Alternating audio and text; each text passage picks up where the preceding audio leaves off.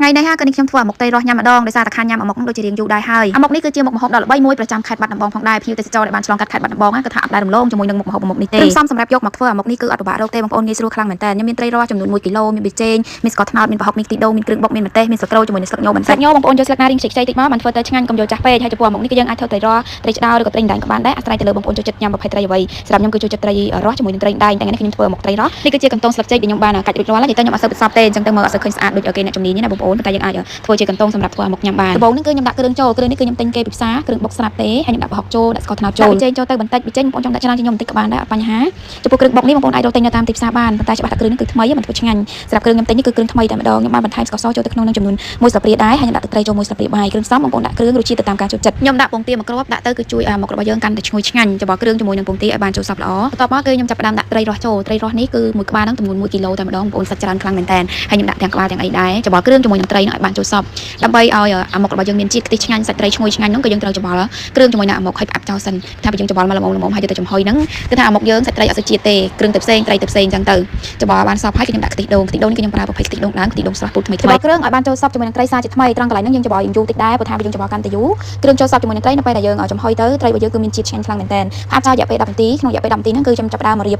សឹកញដាក់ចូលក្នុងកន្ទងសឹកចេករបស់ខ្ញុំមកសឹកញនេះគឺមិនចាស់ពេកក៏មិនខ្ចីពេកដែរមកល្មមឆ្ងាញ់ញដាក់ពីក្រោមហ្នឹងគឺខ្ញុំដាក់រៀងច្រើនតិចហើយដោយសារតែខ្ញុំរៀងចូលចិត្តញ៉ាំដែរដាក់ស្លឹកញរួចដល់ហើយគឺខ្ញុំចាប់ផ្ដើមហាន់ម្ទេសជាមួយនឹងស្លឹកក្រូចសើចម្ទេសនេះបងប្អូនអាចដាក់ទៅតាមការចូលចិត្តបានខ្ញុំដាក់4ទៅ5ផ្លែទេទុកសម្រាប់ដាក់លម្អលើអាមុខយើងណាហើយខ្ញុំហាន់ស្លឹកក្រូចសើចទៅល្អិតច្បាស់មូលទូឆ្មាអញ្ចឹងទៅ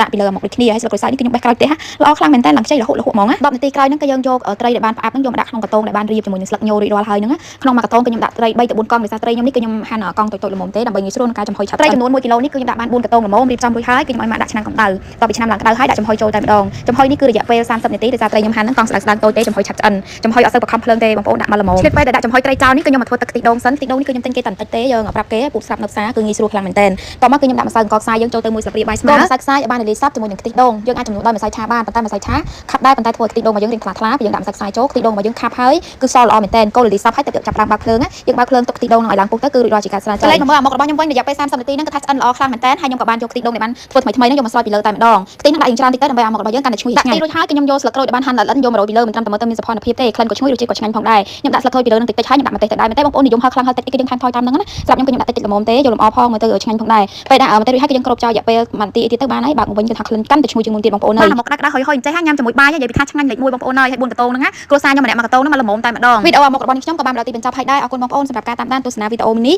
បើសិនជាពេញចិត្តកុំភ្លេចជួយចែករំលែកវីដេអូនេះខ្ញុំឲ្យបានច្រើនផងដែរសម្រាប់សំណួរឬចម្ងល់ផ្សេងៗគឺអាចខមមិននៅខាងក្រោមឬឆាតមកកាន់ page ចាំជួបនឹងខ្ញុំម្ដងទៀតនៅឱកាសក្រោយៗជម្រាបលាបាយបាយ